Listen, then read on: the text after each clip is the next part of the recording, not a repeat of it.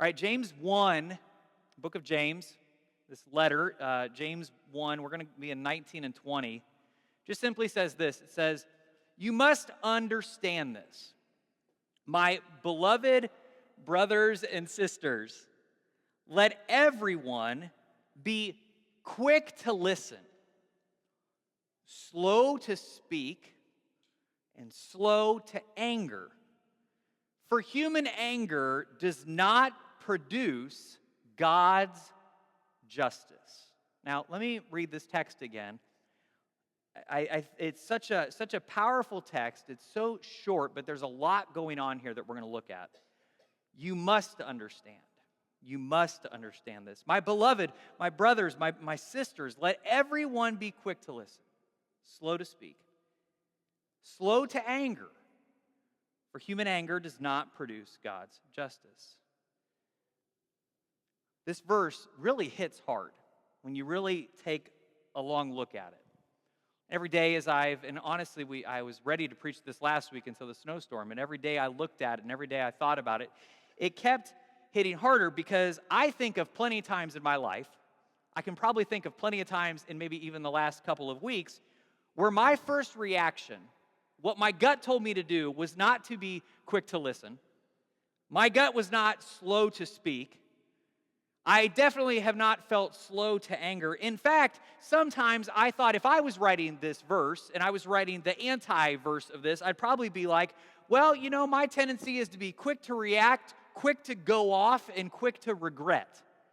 That's what I would say if I was writing this verse. And I assume a lot of you feel the same way. Some of us just have a capacity within us. There's just something in us that we're quick to react, quick to go off, quick to regret, not quick to listen, slow to speak, and slow to anger.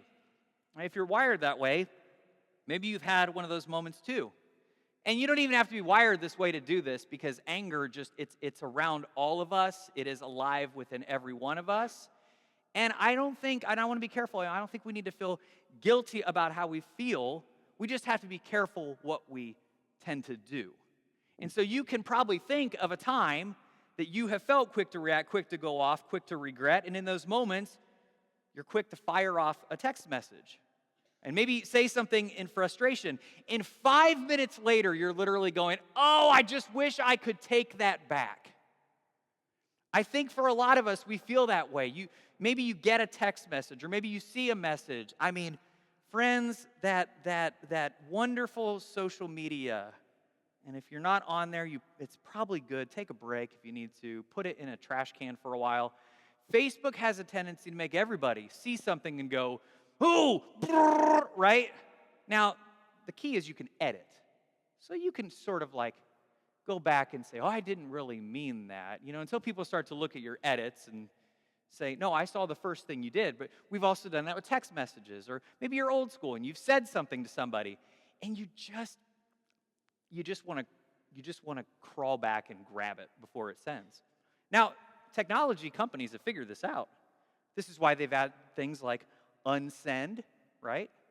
It's why there's the edit option in the apps. And unsend is dangerous. They put it right at the bottom so you can even accidentally do it, right? And you go, I never even sent that at all. And then you go, well, I probably shouldn't have sent it anyway. So it actually worked out for the best. Because here's the thing, we regret anger-induced actions all the time. I think it's one of those things we just go, what was I doing? I felt it, but it was the action that came as a result that I just wish I could get back. And it's one of those emotions, and I thought about this, we've got sadness that we talked about, and we have these different emotions we took over the past few weeks. And as I was looking at this, I was thinking about our kids in K-5 talking about anger. It's just an emotion. It just sort of has a tendency to sneak up on us. That it just has this thing that it just shows up, and we have to deal with it the second it pops in. And so maybe, I don't know what gets you going, but maybe someone cuts you off in traffic. I just had a friend, and he was like, you probably don't want to drive with me when I'm driving to work into downtown. He said, it's just not the best. And I was like, I get it. And he's like, you just drive around. Number one, it's like a contest of whack-a-mole when you're trying to avoid all the potholes anyways in the city.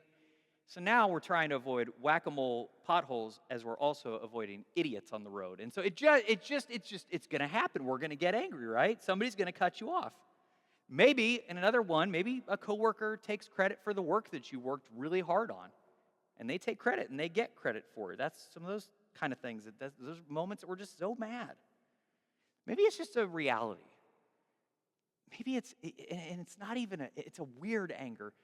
That someone looks at you, says something, and they reveal who they really are. It's a disappointment, but it's an anger. And it's in those moments when those kind of things happen that it's easy to let anger take control. It's easy to let anger take over. And it's easy in those moments to just absolutely lose our stuff. So what do we do about that? How do we do this? Because I think that one of the problems is I think that we're like this because I think our world tells us this is how we're supposed to be. The loudest voice seems to always win. I think we're encouraged to clap back. We're encouraged to get the last word. We're encouraged to let people know exactly how we feel. And if we're honest, I think for most of us, we like karma. We love when people get what's coming to them. I mean, just a couple Sundays ago, everybody was cheering on Kendrick Lamar during the Super Bowl halftime show as he obliterated Drake with the greatest diss track of all time. And if you don't know what I'm talking about, you can go back and watch it, and we'll help explain what was going on. But it was brutal. And it was also masterful. The man is just a master at dissing people. And if you're watching it, there's something satisfying about it. This is why the meme shows up where he looks at the camera and he's like, "What's up, Drake?" And everybody's like, "Oh!" Like, because you felt that. You know what that's like when you look at that person and you just feel it. And you're like, "Oh, they just got the biggest burn of all time." I mean, it's just satisfying to see someone get absolutely roasted. But here's the thing. A genius diss track is one thing. Look, both of those dudes are benefiting. It leads to more streams. It leads to more ticket sales. But here's what anger does.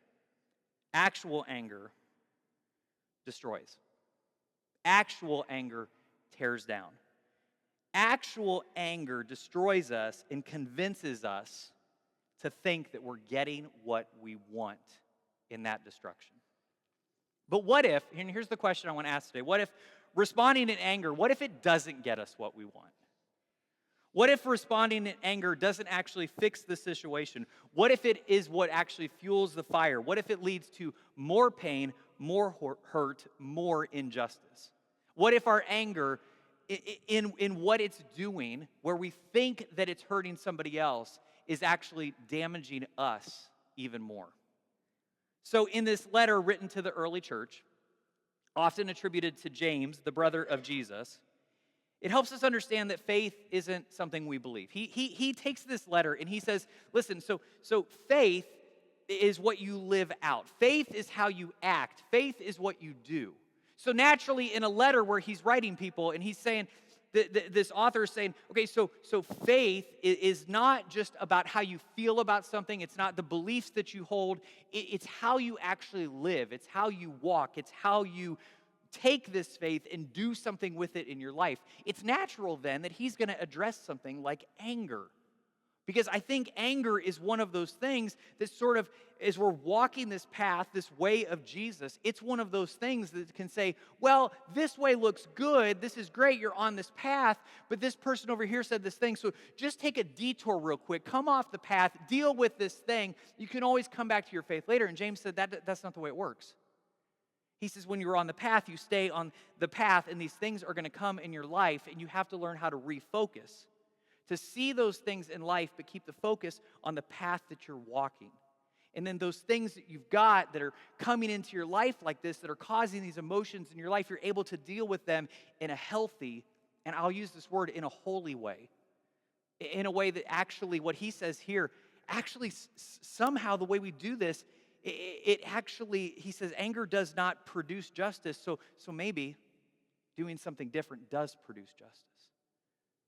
See, it's not that we ignore the things that are coming in our lives that are causing this anger. It's what do we do with those things, and how do we react as a result, and how do we then reflect the way of Jesus and live it out in such a way that God's justice is made clear. Does that make sense? And that's what I think he's trying to do in this letter and what he wants us to see. So when it comes to anger, this letter then provides us this powerful challenge that addresses our anger. So let's look again, and then let's take a deeper look. So let's read this again with that in mind. You must understand this. So now you can hear like almost an angst in the writing. You must understand this. I feel like knowing the context of that gives us like, it's almost like a plea. He's like, look, if you don't understand this, you are going to be going off course. You're going to miss the point of this way of Jesus. So you have to understand this, he says. You must understand, my beloved brothers and sisters. I mean, I just feel like language like that is such a plead. He's just saying, please, friends, listen. Let everyone be quick to listen. Everyone. All of you. And I just think it's so fascinating. He doesn't like call out certain people. He doesn't say the one's wired like this, like we sometimes think about. He says everybody. Let everyone be quick to listen. And now you can't go, oh, well, yeah, that person better hear this part. No, this is for you. Well, I know someone who does. No. He's saying, this is for you. You need to be quick to listen, slow to speak. You need to be slow to anger. And then he says, why?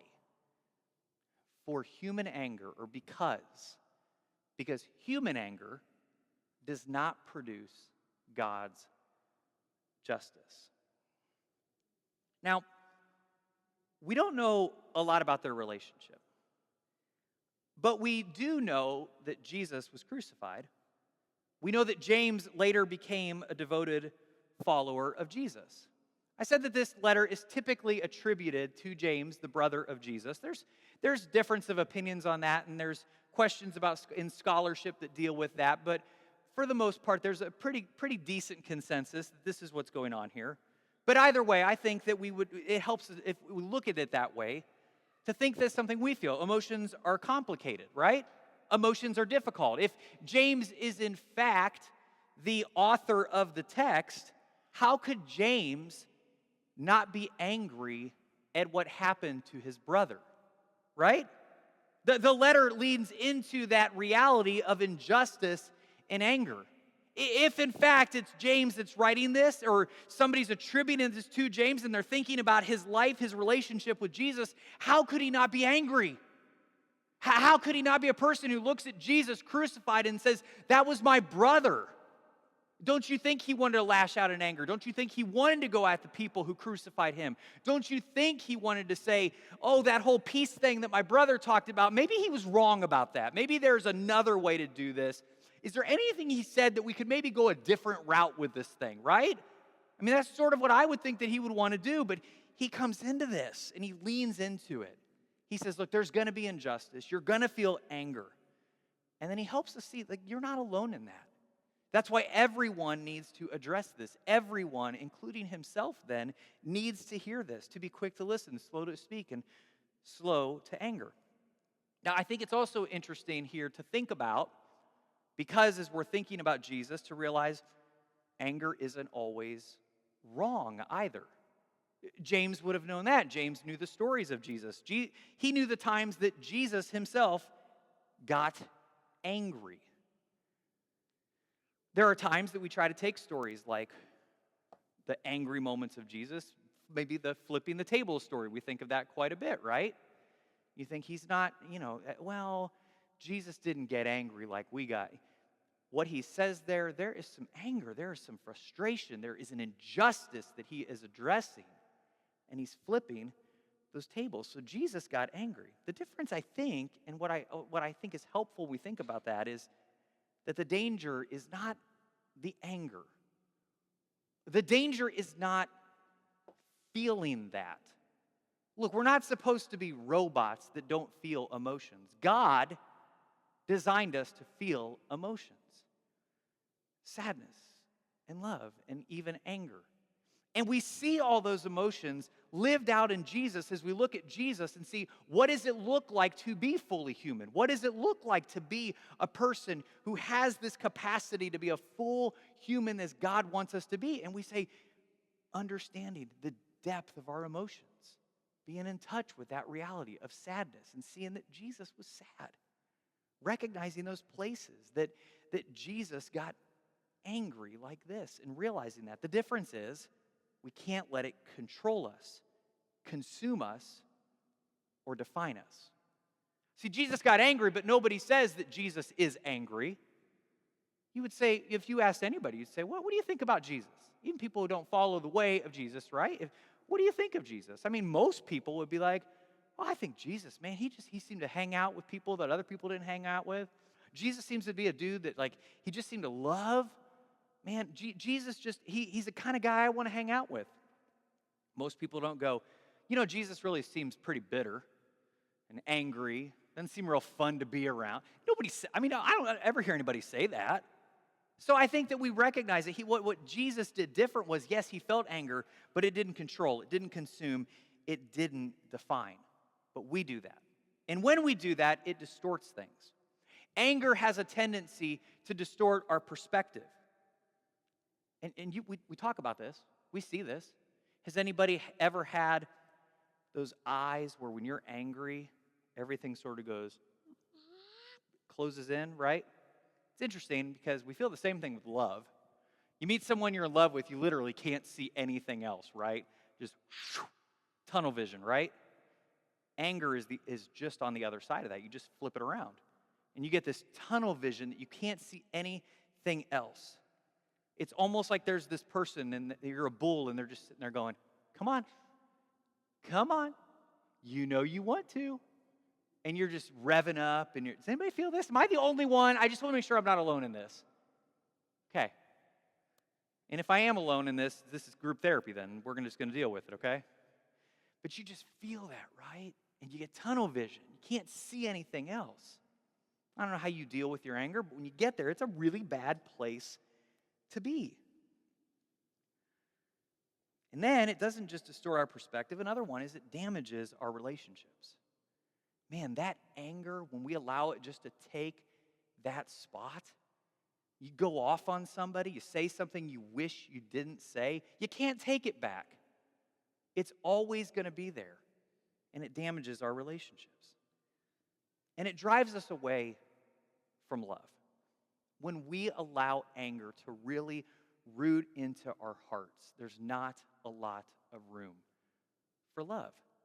Now, normally, I'm not a kind of person who thinks that the world lives in limited quantities of things, okay? I don't typically think, well, you can only have a little bit of this. And no, I don't think that's how God creates. God is a God of flourishing. But I think that when it comes to things like this, I think if we imagine in our hearts that there's so much space that we have, and we have a choice. Are we going to fill that space with love, or are we going to allow anger to take root and push out the love that should be in our hearts and what we should be defined by? And lastly, I think that it distorts our perspective, it damages our relationship, it drives us away from love. But here's the good thing. This passage teaches us a very different path, right? Listen again. Let everyone be quick to listen. Let everyone be slow to speak. Let everyone be slow to anger. Now, I'm going to read these. And I could be like, all right, guys, here's our closing. What are you going to do with today? How are you going to go live this out? And I'm going to look at you, Kurt, and I'm going to go, I want you to go home. I want you to be quick to listen. I want you to be slow to speak. And I want you to be slow to anger. And you're going to go, thank you. That sounds so easy. I appreciate that. That's fantastic. So let's open this up a little bit. Let's wrestle with this a little bit. So what do we mean by quick to listen? What are some things we can think about with that? Well, instead of jumping to conclusions, we can pause. We can hear the full story. So in emotional intelligence seminars and learning experiences, one that I had was as we're thinking about how do you pause long enough to really do that thing that you want to do, which is put yourself in somebody else's shoes, right? That's really what, when you're slow, when you take time to listen, that's what you're doing. You're taking time to hear someone else's story. You're not just jumping in. One thing you can imagine is, and this was so cool, the person had taken and they had zoomed in on the earth in such a way that you couldn't even tell what you were looking at. And then as the picture zooms away, you eventually get the full picture of the earth. And it was really cool. And it was like, when you're so zoomed in on something, when you're so zoomed in on what you're going to say or how you're going to react or how you're going to say the next thing so that you get your point across, you stop and say, I don't have the full picture, and you just give yourself time. I want to see their whole earth. I can't see their perspective if I don't take the time. Another way is physically in your mind, you could actually think about walking into their perspective. So if you're sitting with somebody, and you're looking at them, it's easy to just kind of keep going at them, right? But what if you physically take the time, and you probably shouldn't get up and walk around, but if you, in your mind thought about, I'm walking around, I'm hearing them, taking my time, I'm seeing it from them, I'm seeing what how, I need to hear their perspective. And you take the time. You have to be slow to speak, and that means we have to slow ourselves down. I don't know. Maybe you need to grab a piece of tape and duct tape your mouth. Whatever you need to do, go to the extreme and say, I'm going to be slow to speak. There's another one, be quick to listen. So now slow to speak. Get the duct tape. Because when we're not, a moment of patience becomes a lifetime of regret, right? When we are not slow to speak, when we don't be slow to speak, we end up saying something that we think we should say, and we end up getting in a point where we have all this regret because of a moment. So, quick to listen. We're quickly moving and saying, I'm going to listen. I'm going to hear. I'm going to take the time to hear that. And it's a strange thing, isn't it? Quick to listen is actually an act of patience. It's really weird when you think about it, but quick to listen means I'm patient in what I'm going to say next. So they work together. Because when I'm quick to listen, I'm slow to speak, okay? Then the last one, he says, be slow to anger. And here's what I think is important about this. This doesn't mean that we ignore what makes us angry, right? We don't just ignore it. We don't just push it away. We don't sweep it under the rug. We don't act like it's not happening. But what it does mean is that we don't let our emotions dictate our actions. We can't let our emotions be the things that drive what we do. Now, the kids in K5 are actually learning this lesson today. So parents of K5, you can talk about this with your kids. And they're being reminded? What is wrong? They're being reminded, you know what it is? It's because these be quick to listen, be slow to speak, be slow to anger gets you in a tongue tie. That's probably a good thing. All right, anyways. They're being reminded that anger isn't bad. They're being reminded that it's how we handle our anger that matters, just like we're learning. They're hearing that God can help them to pause and to pray and to choose a response that leads to peace instead of more problems. Now, I know, because I have a kid in there, I know that I'm going to say, well, you learned in class, you need to pause, blow up your balloon, take your time, I need you to stop. And then I can go, well, that doesn't apply to me though, because I'm dad, right? No, that applies to me. I have to learn that as well, and I have to live that out as an example for them. So maybe today a benefit of saying, what'd you learn in class today is because I'm really bad at this. Can you be my teacher for a few minutes, Mags? Can you teach me how to do this and what to do with it? Because I don't want to cause more problems.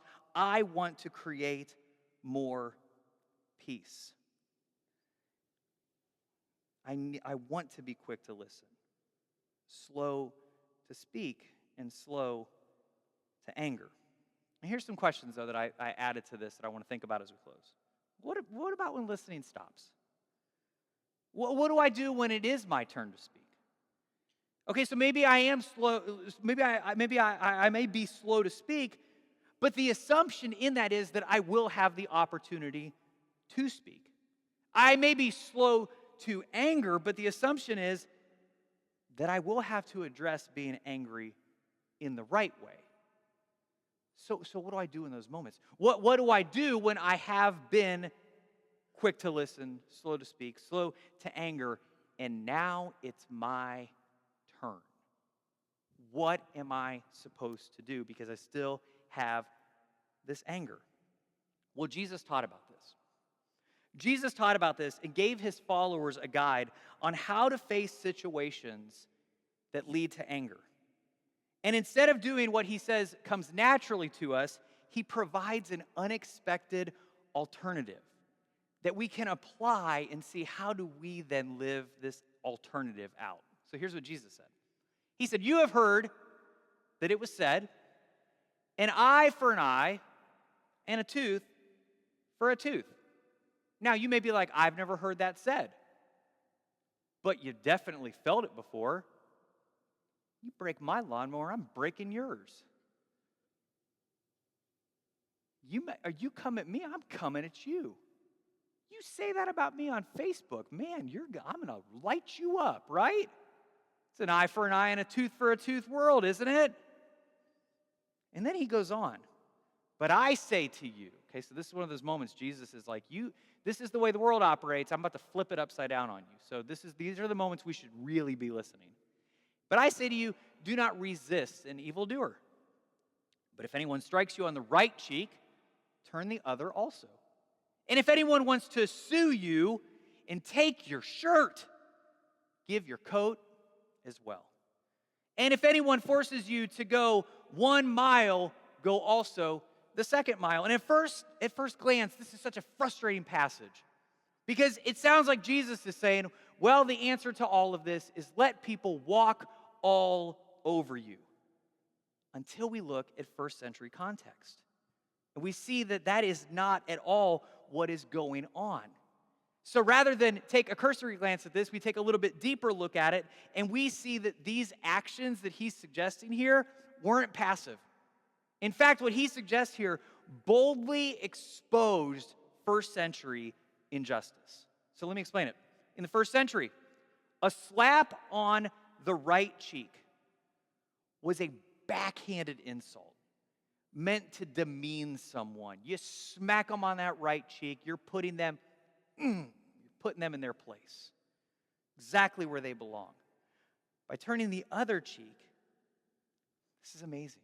You actually force the other person to see you as an equal. By giving your coat along with your shirt, you highlighted the other person's destructive greed. Now, here's the really interesting one. The walking an extra mile with a Roman soldier put them in a very awkward position. Legally, they had the right to force you to only go 1 mile. So you go, all right, how about we go 2? Well, now they're in a strange place because they can only legally force you to go 1, so you go 2. And so what Jesus is doing here, what I think is so incredible, is Jesus was showing that the best way to reveal someone's bad behavior is not fight fire with fire. It's not an eye for an eye. It's not a tooth for a tooth. It's refusing to be dragged into the cycle of retaliation. It's doing something in such a way that it reveals what they are doing and how bad it actually is, and it keeps peace within your heart. A way that we have said this in the past is this: the best way to show someone that they're being a jerk is by not being a jerk yourself. Does that make sense? And this takes some work. This is really, really hard. To say, how do I respond in this situation in such a way that I am not losing my walk and my path on grace and mercy that looks like Jesus? I'm addressing this situation, but I'm doing it in a way that reveals the injustice that this person is doing in my life. And I'm doing it in a way that strives for peace, that invites peace, that puts it in their court to continue to show how wrong they actually are. I mean, there's all kinds of things that could come out of that. I mean, I think the goal is that we hope that people would see that they're purveyors of injustice and hurt and pain. You want them to say, what are we doing? What am I doing? What have I done here? I mean, I think that's our goal. And I think we hope that that leads to reconciliation. And I think we hope that that leads to peace. I hope we think that that's going to lead to relationship being restored, right? That's the good news. I think it also allows us to say, sometimes when people are making us angry and they're doing something, that might just be just the tip of the iceberg. And we're like, we're going to reveal the whole thing here. We're going to bring this picture out in the open so it is aware for other people in their life, so people can be safe and know what's happening. We want people to know that this isn't an isolated incident or situation. We're trying to say that, hey, we need to point out the reality that's taking place here. But you can't lose your stuff over it. You can't lose your own faith over it. You can't lose being a representative of Jesus in this world over it. He says that's what you've been told. That's the lie that you were taught. And he said there's a better way. To live in such a way that you're not a jerk in return, but you're just helping to show it. Does that make sense? I mean, it's complicated. It's hard. I know we want to go to the Bible and we go, well, what do we do, Jesus? But the problem is most people don't come up to me and go, give me your shirt. And I'm not going, all right, well, take my undershirt too. That doesn't happen to me, right? I have never had a soldier, thank goodness, right? Like I've never had a soldier go up to me and go, take my pack and walk a mile with me. I've never had an opportunity in my life to look at them and go, well, let's go too, sir. This has never happened in my life. I've never had someone, I don't think, slap me on the cheek. I don't think. I have to think about that. But I mean, most of us, we'd be like, we should probably talk to an officer and go for some assault charges here, right? That's okay. You can do that, okay? I don't expect you, if you get smacked by somebody, to go, yeah, do it again. That's not his point, okay? His point is you have to learn creative ways to slow your brain down enough to not be a jerk in return. When someone insults you, do you fire back? Or do you take a deep breath and refuse to escalate? When a coworker wrongs you, do you seek revenge? Or do you let your integrity speak for itself? When injustice rears its ugly head, do you lash out? Or listen, do you choose calculated patience? See, being quick to listen, slow to speak, slow to anger isn't just good advice. It's an opportunity to address injustice, and I love this, with grace and style. See, that's the kind of people we're supposed to be. We are learning to be the kind of people who see injustice, who call things out, but man, we address it with grace and with style. And in a way that makes people say, man, that Jesus thing looks so much better. Why do I want anything to do with this stuff over here? They just look like I want to be there. Nobody wants to be around a bunch of angry people. Nobody wants to be around a bunch of bitter people. Nobody wants to be around a bunch of fighting people. We all want to go hang out with the surfers that sit back and go, all right. I want to be that kind of person. I want to be the kind of person that says, I got Jesus, man. And I don't have time for that. I'm not going to do that. I'm not going to play that game. Come find peace with me. Man, I'm sorry that you want to live that way. I can't imagine what that anger must feel, but I'm walking away from it. I've given up on living angry like that. That's not healthy to anybody. And I'm going to take my time. I'm going to be a better listener. I'm going to learn to be a better listener, and I'm going to learn to take my time in the words that I say and be measured so that my words have grace and love behind them. not going to choose to allow anger to take over my life. And guys, imagine if we all live this out. Imagine if instead of quick tempers and harsh words, what if we were quick to listen, slow to speak, and slow to become angry? Well, imagine if our responses to difficult situations weren't shaped by the world's expectation of retaliation. But what if what we did was shaped by what Jesus taught? You know, in doing this, we wouldn't just keep ourselves from saying or doing something we regret. If we did this, we would show the world a very different way to live. We would shame the purveyors of injustice, which is a good thing to do. But here's what we would really be doing. We would be leaning further into the revolutionary way of Jesus. See, anger wants you to go off this path, go in these other places, get off the path of Jesus, lose that story that you're telling about what Jesus is doing in your life. Anger wants to pull you in that direction. And what James is saying, what Jesus is saying, no. Lean into the revolutionary way of Jesus and change your life and change this world. Don't be angry. Be a person of grace and love and mercy. Do it in style. All right? God, we are so thankful for passages like this. Passages that challenge us. Passages that don't just give us exactly what to do, but cause us to think about it. That cause us to pray about it. That cause us to be patient and measured. How do we show grace and love? How do we show mercy? How do we face that injustice? What do we do with that? God, we don't lash out. We see what you have taught us. We take our time, we listen, and we speak in such a way that nobody could claim that we were the jerk, but that we pointed out what was really going on, seeking restoration and seeking your goodness. It's your name that we pray. Amen.